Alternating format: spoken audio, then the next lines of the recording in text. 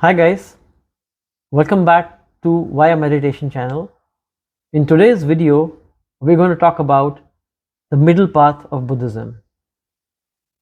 The concept of duality is quite easy to understand on a mental level, but on a deeper existential level, it's a complicated concept to understand.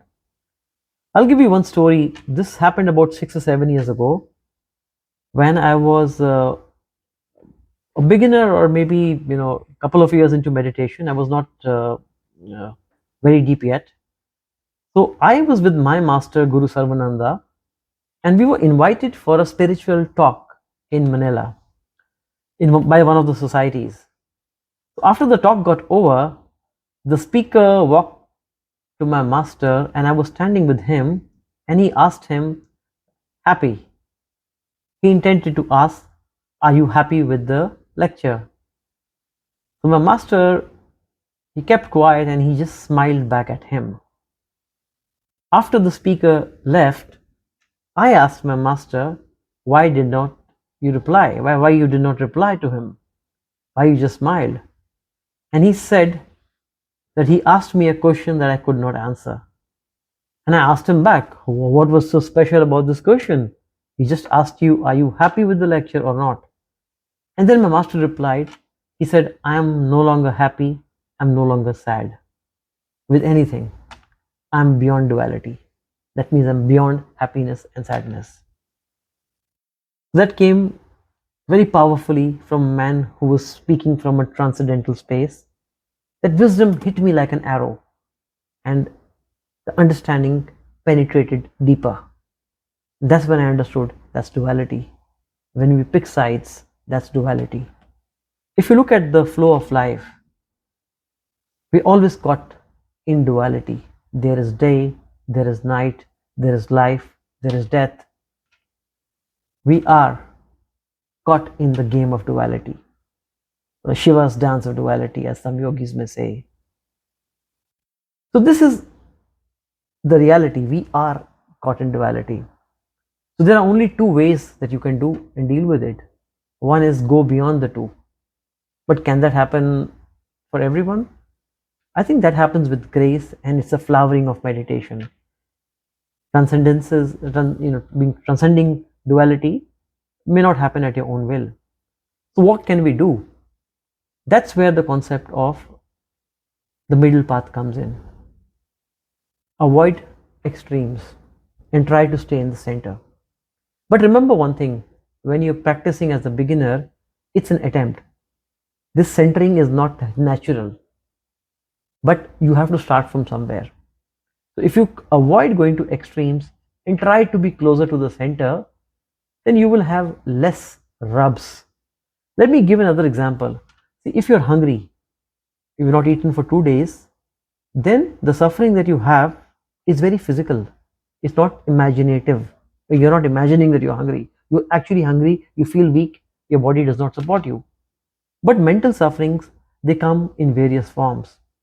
So for example, if there is a person living in the village, he's always eaten simple food in village, he will not miss fine dining restaurant because he's never experienced it.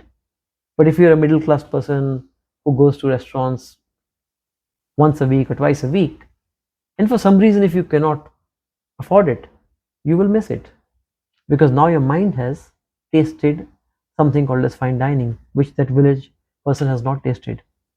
So what happens is, more extremes you take, you may go to the other side.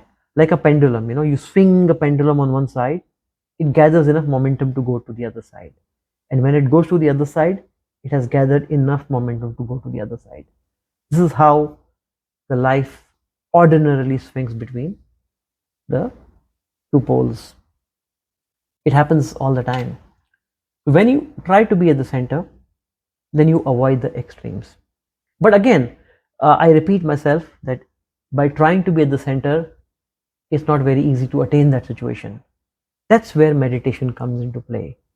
When you meditate and you go deeper, you tend to taste subtle states after meditation where the extreme thought process or extreme emotions are missing. You try to get peaceful, you try to feel the bliss, you try to feel the stillness of life. The more you taste that, that's a very funny thing, the more you taste stillness in meditation, you also start feeling the stillness in your daily life. There's an old saying which says you walk one step towards God, God walks 100 steps towards you. When you go into meditation deeper, I think it's very true. Again, you call it God, you call it peace, you call it truth. I'm not getting into words here. But the moment you go to peace or stillness, stillness also comes looking for you, and that is a fact. So I want to introduce one very interesting concept of Judge Gurdjieff. Someone once asked him that what is a sin, and George Gurdjieff said that anything, whether it's eating, sex, indulgence, anything for the matter, he says as long as it is necessary, it is not a sin. Sin starts when you cross the boundary of what is necessary. Anything beyond what is necessary is sin according to him. And this is the concept you have to keep in mind in your middle path. When you're walking the middle path, you're not taking your pendulum to the extremes. You're trying to keep it at the center. But when you meditate along with it, it automatically comes to the center. Like, there's a beautiful story of Ramakrishna. He says when the plant is young, you have to protect it. You have to put a fence around it from the cows and other animals. But once the tree is big, you don't need any protection. It can weather the storms, forget the cows or animals. Similarly, when you are practicing and you are new, you are a beginner, that is the time keeping this concept of middle path can be useful, or keeping the concept of the sin as Gurdjieff defined can be very useful. You're building a sort of a protection around it. Some people will call it suppression. I don't deny that it is at times, but it's a willful suppression. It's a mindful suppression that you're trying to use this concept of middle path so that you can go deeper into meditation.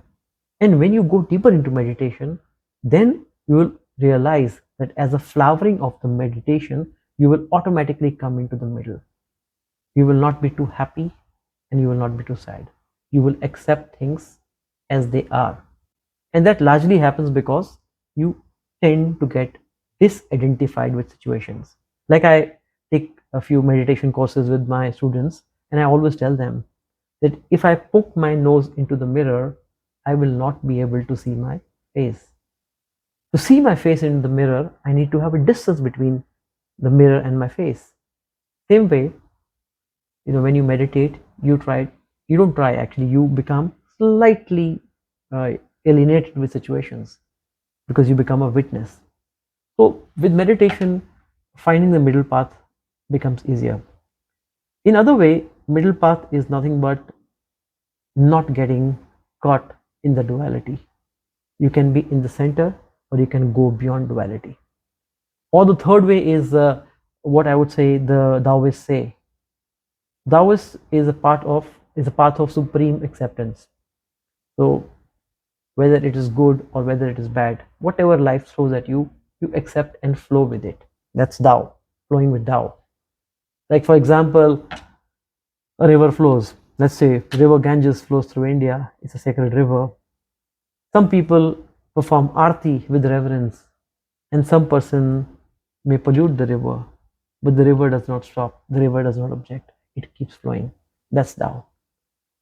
So there are different approaches to it, to look at it, but going beyond duality or coming in the center is reaching a neutral position, which means both extremes of duality do not affect you. You are in the center.